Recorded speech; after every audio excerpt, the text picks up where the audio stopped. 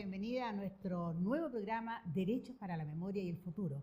Conversaciones desde la Casa de la Memoria Sola Sierra, transmitiendo a través de nuestras redes sociales de la Agrupación de Familiares de Detenidos Desaparecidos y de El Desconcierto. Les damos la bienvenida y vamos a presentar a nuestras invitadas de hoy. Está con nosotros nuestra panelista vicepresidenta de la Agrupación de Familiares de Detenidos Desaparecidos, Lena Salamanca, quien tiene 2 hermanos detenidos desaparecidos. Es además miembro del Comité de Derechos Humanos de su población, ahí en La Legua, en San Joaquín específicamente, y además es miembro del Partido Comunista de Chile. Bienvenida, Lena, ¿cómo estás? Muy bien, Gloria, muchas gracias por la invitación. Y bueno, tenemos hoy día una abogada invitada. Ella lleva varios casos de derechos humanos. Nuestra invitada de hoy tiene mucha vinculación con las violaciones a los derechos humanos de antes, lleva entre otros casos los de Colonia Dignidad, pero además ella ha tenido un rol muy activo en la defensa de quienes fueron víctimas en el proceso de la rebelión popular o el estallido social. Así es que presentamos con mucho cariño, digamos, a quien además es abogada del CODEPU, nuestra amiga Mariela Santana. Bienvenida, Mariela. Muchas gracias por la invitación. Bueno, y estamos en nuestro programa hablando de derechos humanos, hablando de la importancia de la memoria histórica y también hablando de los temas contingentes. Hoy por hoy, en el marco del Plan Nacional de Búsqueda, se ha descubierto un búnker que no se conocía precisamente en el enclave de Colonia Dignidad. ¿Cómo se llegó a esta situación y además cómo ha sido este proceso largo de mucho tiempo de Colonia Dignidad? Bueno, hay que hacer presente que Colonia Dignidad fue un estado dentro de otro estado y la mega estructura de Colonia yo creo que al día de hoy recién se está siendo desmantelada de a poco. O sea, nunca ha sido desmantelada del todo. Colonia Dignidad fue el mayor enclave de la DINA durante la dictadura cívico-militar y es de público conocimiento que sirvió de centro de detención, de tortura y de exterminio de la mayoría de los detenidos desaparecidos que transitaban por los centros de detención de tránsito como 3, 4 Álamos, Londres 38, etcétera. Iban a parar a Colonia Dignidad, donde eran exterminados, y este proceso de búsqueda no ha terminado. En realidad, refiriéndonos al plan de búsqueda, en general, todas las causas de desapariciones forzadas concluyeron, muchas de ellas, en condenas por secuestro, por tortura, pero nunca el Estado chileno se dedicó a buscar a los detenidos desaparecidos. Entonces, si bien los autores de los crímenes de tortura, secuestro calificado, incluso algunos homicidios que están establecidos y determinados, concluyeron esas con sentencias ejemplares y hay presos en Punta Peuco. Pero lo que faltó fue determinar cuál fue el destino final de aquellos detenidos desaparecidos de los distintos lugares en donde fueron inhumados, exhumados en la operación Retiro de Televisores y posteriormente hechos desaparecer. Entonces, a raíz del Plan Nacional de Búsqueda, el Plan Nacional de Búsqueda viene a apoyar las labores de búsqueda y a dar este impulso desde el Estado para encontrar y determinar las circunstancias en que fallecieron y en que desaparecieron los 1.469 víctimas de desaparición forzada en Chile. En Colonia Dignidad, específicamente, una causa que nosotros llevamos desde hace muchos años, incluso antes del plan de búsqueda. Yo represento a la agrupación de familiares de detenidos desaparecidos del Maule, Talca, Linares y Parral. Nosotros lo que hicimos fue intentar abrir este paso, una ventana, a través de una querella por inhumación y exhumación ilegales en los terrenos de Colonia Dignidad, causa que comenzó a conocer el ministro Carroza, Y ese fue el punto de partida para que en otras causas también se iniciaran cuadernos de búsqueda. ¿Por qué? Porque esa querella específica buscaba, por un lado, determinar las responsabilidades penales para aquellas personas que habían inhumado, exhumado ilegalmente y después hecho desaparecer a cientos de personas dentro de Colonia Dignidad. Y por otro, se abría un cuaderno de trabajos que podía contar con el financiamiento del Ministerio de Justicia para las labores de búsqueda. Muchísimas gracias. Vamos a ahondar en el tema de las labores de búsqueda, porque cuando la agrupación de familiares de detenidos desaparecidos recibe esta convocatoria de parte del Estado de Chile, este Plan Nacional de Búsqueda, dentro de las frases que ustedes señalan, es la última posibilidad quizás de poder encontrar. ¿Cómo evalúan hoy día, en este minuto, en los avances o no avances del Plan Nacional de Búsqueda, y cómo las pilla ustedes como organización este encuentro de este búnker donde eventualmente podría haber algún tipo de hallazgo? Bueno, para nosotros como agrupación recibimos este plan de búsqueda con mucha responsabilidad política, sobre todo porque los nuestros eran militantes de partidos de izquierda, pero también con mucha esperanza, porque recordar que las viejas nuestras que ya no están, que fallecieron, se fueron con mucha esperanza porque no hubo justicia, hubo injusticia, no justicia en este país para ellas. Y en ese sentido, este plan de búsqueda viene también a cumplir ese deber que tiene el Estado de implementar las políticas públicas para la búsqueda de los nuestros, porque es importante señalar que nosotros, los familiares, desde el día 1, a partir del 11 de septiembre de 1973, cuando se instala este golpe fascista cívico-militar, comenzamos la búsqueda, comenzaron nuestras madres, nuestras abuelas, las tías, nosotros que éramos pequeñas, a buscar por los centros de campo de concentración, por los centros de política de exterminio, por todos los lugares donde nos decían, allá puede estar el compañero, allá está la compañera. Estadio Nacional, Villa Grimaldi, La Venta Sexy, muchos lugares donde estaban los nuestros y las nuestras.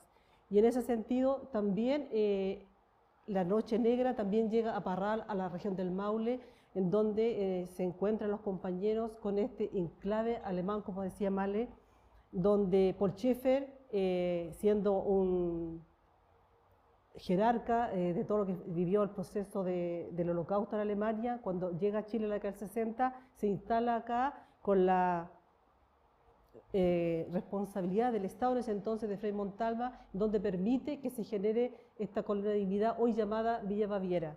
Y ahí los agentes del Estado de la DINA, Manuel Contreras, iban y venían como por su casa, y en ningún momento ellos dijeron qué pasa acá, por qué este seguimiento a los nuestros. Y en ese sentido, cuando hoy, a raíz del plan de búsqueda, la ministra Paula Plaza tiene como sitio también de interés lo que la ex Colonia Dignidad, hoy Villa Baviera, se encuentra este búnker también que puede ser un punto de vigilancia que ocupaban para el control de los prisioneros, porque hay certeza en las demandas, y en las querellas y en todas las sentencias que muchas compañeras y compañeros estuvieron y fueron torturados también en Colonia de Dignidad y por colonos también y por personeros de la DINA, pero también por alemanes. Y en ese sentido nosotros conocemos el caso, por ejemplo, del compañero Juan Maino Canales, de Elizabeth Recas, que estaba embarazada de 4 meses junto a sus compañero.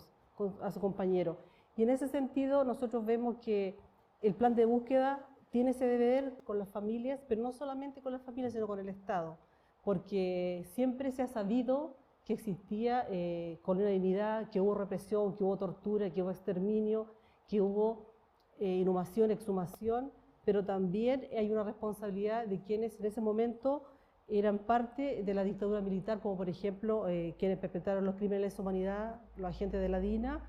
Y con esto, con el plan de búsqueda, nosotros creemos que se abre una esperanza y también un camino de justicia, porque la justicia ha sido denegada para nosotros los familiares, pero no solamente para nosotros, sino para todas las generaciones, porque con justicia necesitamos tener una justicia verdadera para construir una memoria digna y una memoria en donde no tengamos más que sufrir lo que pasaron miles de chilenos y chilenas en este país, y también como fueron los compañeros de la ex Colonia de Dignidad, hoy Villa Baviera, en donde el gobierno chileno, en forma conjunta con el gobierno alemán, van a generar ahí un sitio de memoria, porque ya el presidente Boris solicitó a los personeros del gobierno que sea expropiado varios sectores de la hectárea, de las 182 hectáreas que tiene la colonia, para que se construya un sitio de memoria, porque del 2016 ya es monumento nacional y se va a trabajar de forma conjunta para el nunca más en ese sector. Y eso es muy importante porque la justicia tiene que venir con reparación y con memoria, pero lo que está haciendo en este momento el plan de búsqueda es un sitio de interés importante donde ya hay algunas metas que se están cumpliendo y se está avanzando. Es poco, es tarde, pero se está avanzando. Muchísimas gracias. Muchas veces hemos visto la indolencia de los medios de comunicación para acoger los testimonios, las historias que han ocurrido. Cuando se produjo el 40 aniversario del golpe civil y militar, vimos puesto en valor visual muchas imágenes que la gente no conocía. A ti te ha tocado en lo personal asumir defensas que son muy duras y muy complejas en lo humano, por ejemplo, las víctimas de violaciones en el estallido social. Estoy pensando en una de las víctimas que quedó completamente paralizado, sin poder valerse por sí mismo, entre otras cosas. ¿Cómo ha sido tu proceso como abogada? Porque has trabajado con casos antiguos, por decirlo de alguna manera, pero estás trabajando con casos hoy día in situ de violación a los derechos humanos. Bueno, yo quisiera complementar un poco con lo que preguntaste del búnker de Colonia, y en lo personal y por el conocimiento que yo tengo de la causa, yo creo que este hallazgo del búnker, que básicamente no es un hallazgo nuevo, el búnker había sido descubierto por diligencias en el año 2005. El tema es que la causa la conocía el ministro Cepeda, que hizo una muy mala investigación. El ministro Cepeda dejó sin investigar 46.000 fichas de inteligencia dentro de Colonia Dignidad, y pasó por alto también las diligencias que un antropólogo físico, don Ángel Tamayo, que hoy día está en Alemania, había constatado y había descubierto. Es un sistema de túneles más que de búnker. Lo que da cuenta este hallazgo es en el fondo la forma de operar de Colonia. Da cuenta de que había un sistema de vigilancia, como dice Elena, y que había un sistema de inteligencia y de interconexión. Pero yo no creo que las víctimas de desaparición forzada estén en esos túneles ni en esos búnkers, sino que están enterrados en las 10 fosas que aún no se descubren. Solamente se descubrió una sola fosa que no fue periciada y ya está absolutamente, ha pasado mucho tiempo desde que sí, contaminada, y las otras 9 fosas no se han encontrado. Hay testimonios que dicen que incluso hay una sola fosa, una fosa que no fue objeto de exhumaciones. O sea, podríamos estar hablando del único lugar en Colonia o incluso en Chile donde todavía hay decenas de detenidos desaparecidos sin haber sido exhumados. O sea, y esa es por ahí hay que conducir las labores de búsqueda. O sea, si estamos hablando de buscar detenidos desaparecidos, yo creo que hay que relevar y ahondar más en buscar información de quien la tiene. Hay que revisar los expedientes y hay que hacer uso de las nuevas tecnologías como el georradar, el LiDAR y todos esos instrumentos que efectivamente la ministra Plaza está con mucho interés utilizando. Ahora, respecto a tu pregunta, claro, CODEPU tiene 44 años de vida y nos hemos como constituido como un puente entre las violaciones de derechos humanos del pasado y las presentes. Y eso nos permitió que, ocurrido el estallido social, inmediatamente como que nos articuláramos más fácilmente que a lo mejor otros colectivos, porque lamentablemente teníamos ya experiencia. Nos articulamos, instalamos un punto de salud clandestino en las oficinas del CODEPU. Ahí llegaban decenas de heridos de perdigones, les sacábamos los perdigones, yo no, pero un equipo de salud con enfermeras, una doctora, instalaron una camilla en una de las oficinas y sacaban los perdigones, las curaciones, porque muchos de los manifestantes no querían acudir a los centros de urgencia, donde eran indiscriminados, donde eran objetos de... eran inscritos en unos verdaderos listados de los manifestantes, cosa que ya se sabe. Eso es de público conocimiento, lo dijo la fiscal Chong en la formalización de los altos mandos. Hay una ficha por cada manifestante y por cada víctima, por ejemplo, de trauma ocular como Gustavo Gatica. Respecto de la causa de Mario Acuña, nosotros llegamos a Mario cuando ya habían transcurrido 8 meses de los hechos.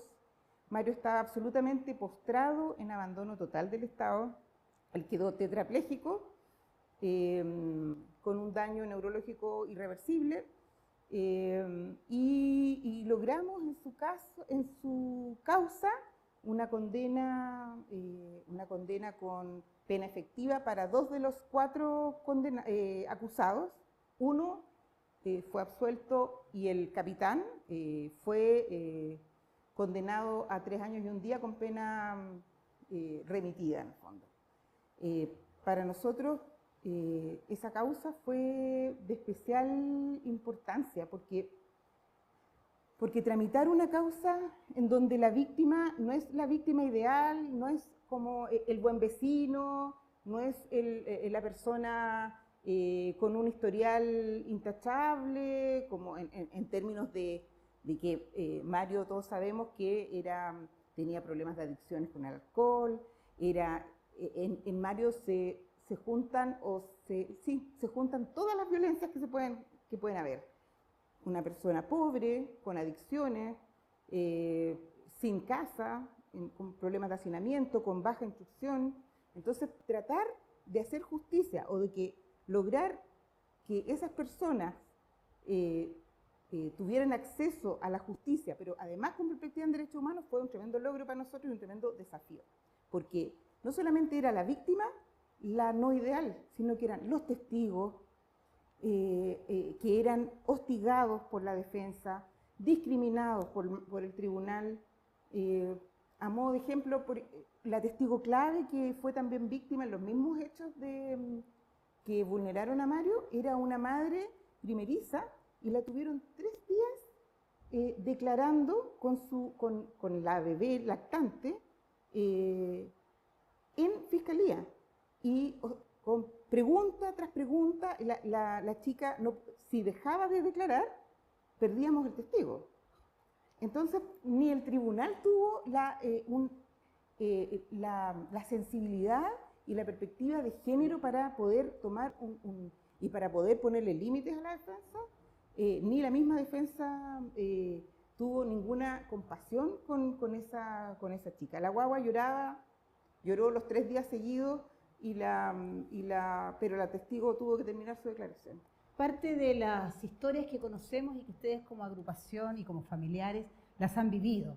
Eternas esperas, eterna búsqueda permanente y sistemática. Pero lo que nos habla de Mario es una cosa que está ahí en el cotidiano y que además evidentemente coloca el sentido de una justicia que tú lo has dicho muchas veces, es clasista.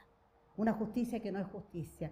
Para ustedes, como agrupación de familiares de detenidos desaparecidos, a 50 años más 1, como ustedes dicen, ¿cuál es la mirada de la justicia? Una justicia que además hoy día está en tela de juicio a propósito de las filtraciones que hemos visto por los últimos casos. ¿Qué es la justicia chilena? ¿Cuánto falta para que esa justicia chilena pueda mirar a los ojos a los familiares de víctimas de violaciones a los derechos humanos?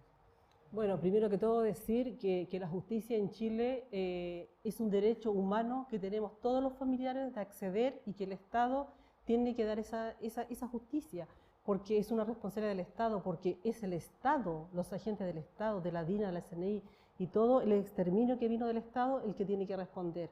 Y para nosotros la justicia es una verdad histórica, una verdad con justicia, una justicia judicial también, en donde no solamente nosotros nos digan qué pasó con lo nuestro. Nosotros también queremos saber que aquellos que cometieron los delitos de lesa humanidad deben ir a la cárcel y a cárcel común, cumplir pena efectiva, y no pueden ir a cárceles especiales como por ejemplo en lo que es Punta Peuco hoy en día. Y en ese sentido la justicia también tiene que ir acompañada de reparación, porque no solamente la reparación monetaria, la indemnización, sino una reparación donde la sociedad también sea parte de saber qué pasó con los nuestros y se involucre en lo que es la memoria, porque la justicia sin verdad, sin reparación, no es justicia, sería una justicia anómala, una no justicia, una injusticia. Y en ese sentido, como familiares de detenidos desaparecidos, creemos también que el Estado debe garantizar a través de medidas importantes, como por ejemplo garantía de no repetición, para que no se vuelva más a ocurrir lo que pasó en Chile, porque si nosotros no generamos garantía de no repetición, por ejemplo, preventiva, reparatoria, va a volver a ocurrir, y pasó con la revuelta popular, porque tuvimos una institucionalidad en donde la violencia cobró víctima de trauma ocular, violaciones, mutilados.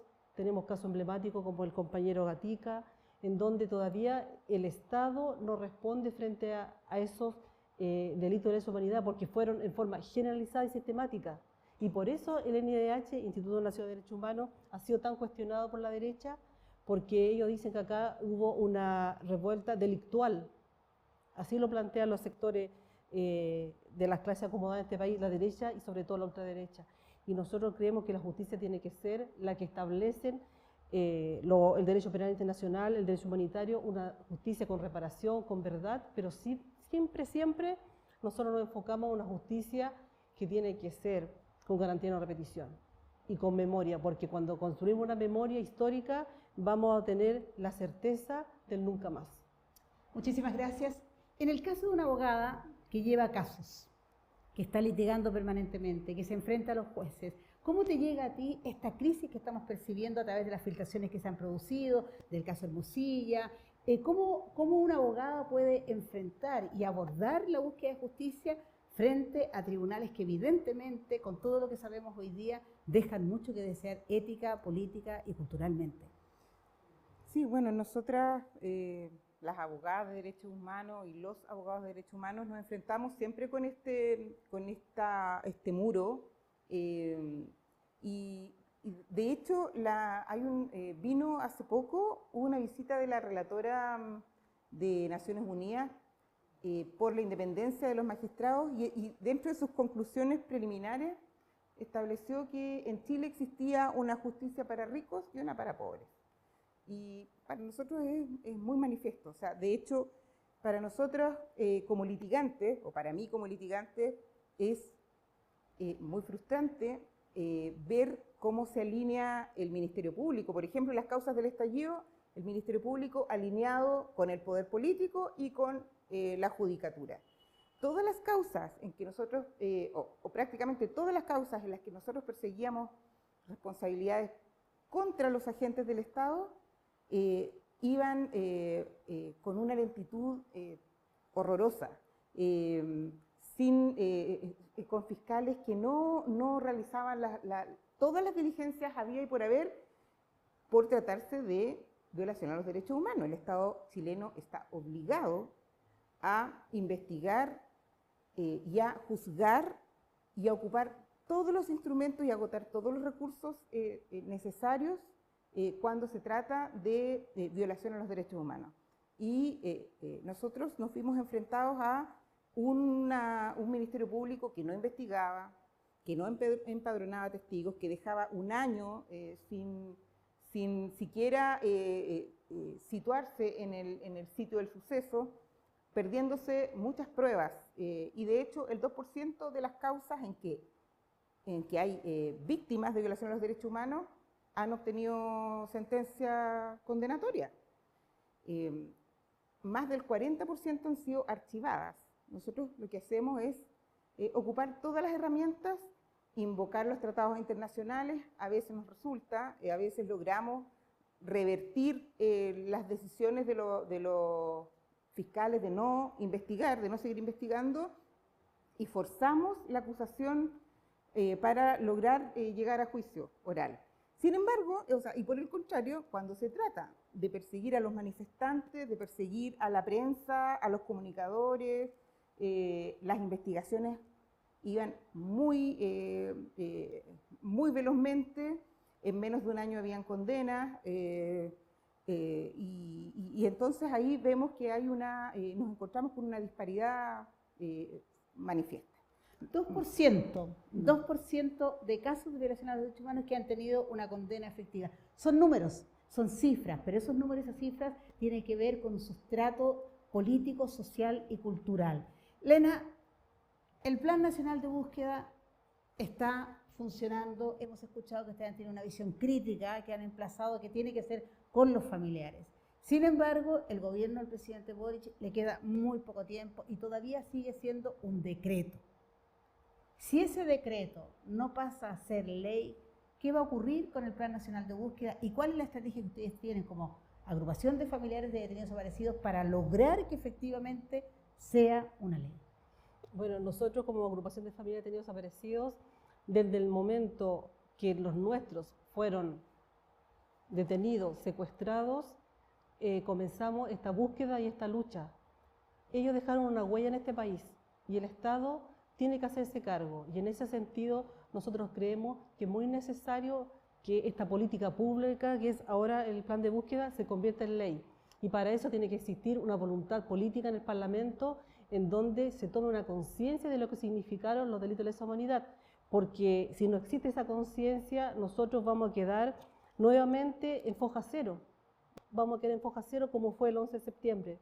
Entonces nosotros no podemos esperar 50 años más uno, 100 años más, 150 años más. Nosotros no queremos dejarle esta tarea a los nietos, a los bisnietos, porque creemos que no corresponde, creemos que no es justo, porque es una forma también de violentarnos a nosotras, violentar los derechos humanos que tenemos nosotras, porque ya nuestras madres, nuestras abuelas, nuestras tías partieron sin una respuesta, sin verdad, sin justicia.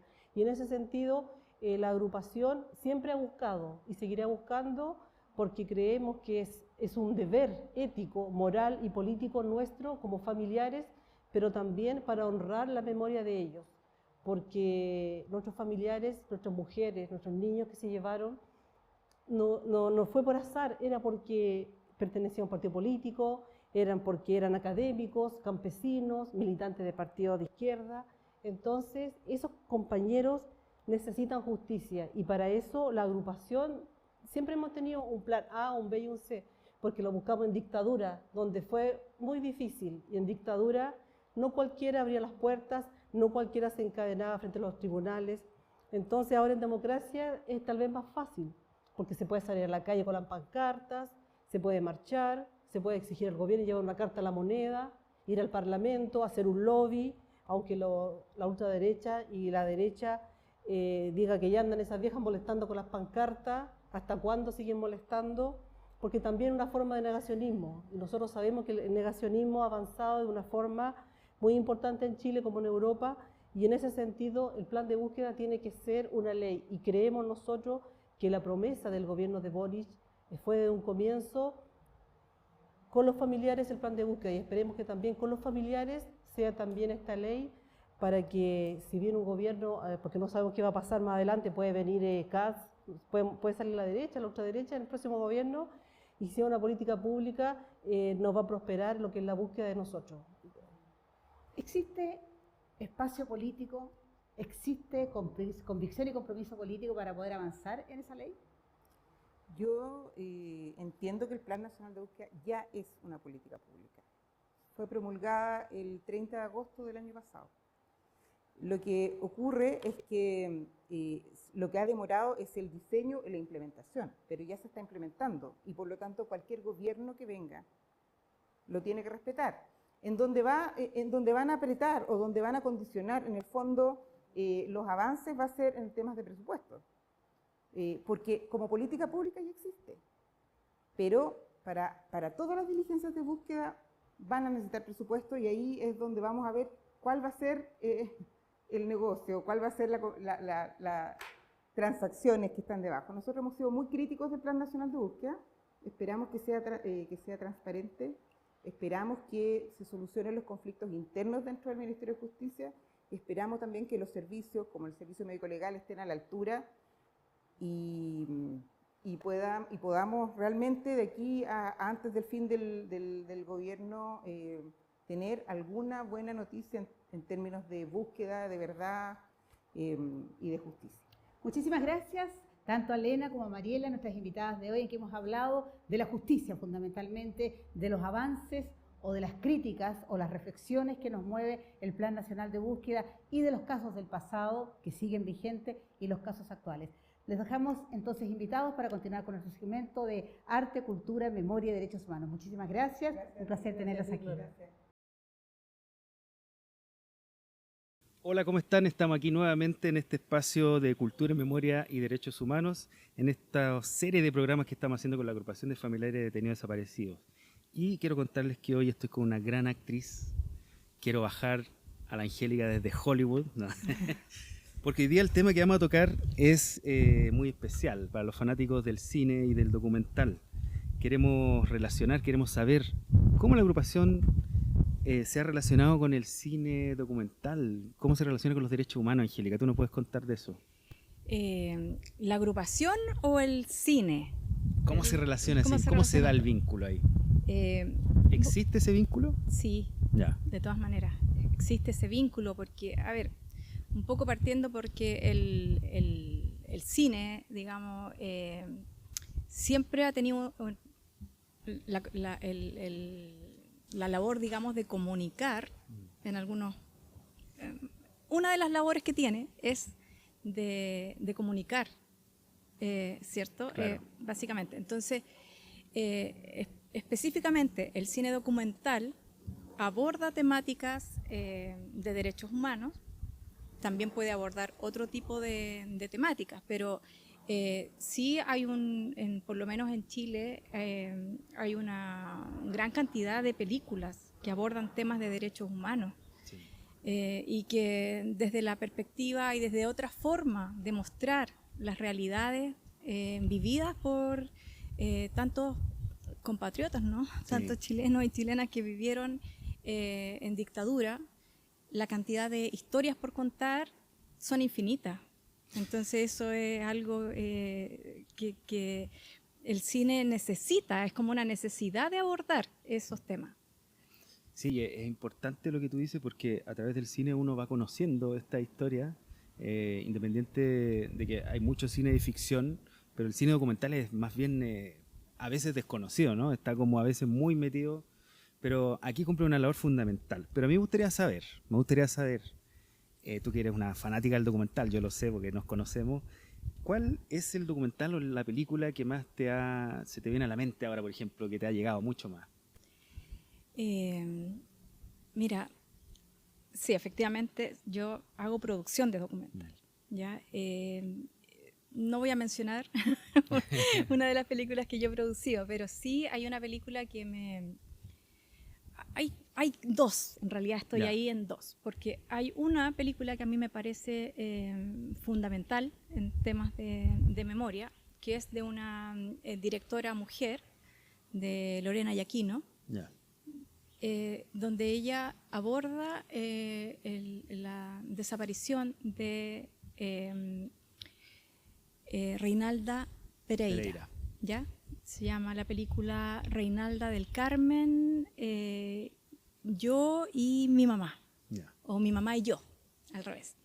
¿Ya? Y la forma en que ella aborda esta tarea, digamos, hace una mezcla entre por un lado, la desaparición de Reinalda y por otro lado, la pérdida de memoria de su madre. Entonces, esto que ella va provocando en el espectador, en el fondo, ¿qué más importante es darte cuenta de la importancia de la memoria cuando estás perdiendo la memoria? ¿Te fijas? Bueno. Entonces, esa es una de las películas que en realidad para mí es como que todo el mundo debería ver y que ojalá se conozca más allá. Ya tiene varios años, creo que es del principio de los 2000, por ahí. Y bueno, y hay otra película que en realidad me conmovió mucho, que es El botón de nácar, de Patricio Guzmán. ¿Ya? Y que, bueno, es completamente distinta, son películas documentales absolutamente distintos, pero en el caso del botón de nácar, esta inmensidad que él muestra, esta inmensidad en en la naturaleza, este trabajo con el mar, y que sea el mar quien nos devuelve la memoria a través de un objeto tan pequeño como puede ser un botón, pero que ese objeto pequeño perteneció a un ser humano, ¿ya? Sí. Un ser humano lo tenía en su vestimenta. Entonces, cómo él aborda la temática, a mí la verdad que esas dos películas son como las que más me han llegado. Bueno, yo soy fanático de los documentales de Patricio Guzmán. Hay que destacar que Patricio Guzmán es un documentalista chileno que tuvo la capacidad de registrar los momentos más álgidos de la Unidad Popular, durante el golpe de Estado y posteriormente la dictadura. Él entiendo que aún vive en Francia como exiliado. Yo soy fanático. La verdad es que la historia del botón de nácar es algo impresionante. La fotografía, el relato, la poesía, cómo él lo cohesiona muy bien. Y yo soy fanático de eso, soy fanático. Pero me siento un poco a veces ignorante en cuanto al documental, porque relativo al derecho humano o a la memoria. Entonces me gustaría ver si es que tú me podrías recomendar, ¿qué es lo último que has visto tú de esto? Bueno, lo último, el último documental que vi, lo vi en diciembre en una muestra, un preestreno en realidad, ¿no? Todavía es un documental que no se ha estrenado todavía público, pero para que estén atentos porque durante el 2025 se va a estrenar probablemente. Y es ¿Dónde está Jorge Eduardo Ortiz? Que es un documental sobre un detenido desaparecido, que era estudiante de medicina y militante del MIR, ¿ya?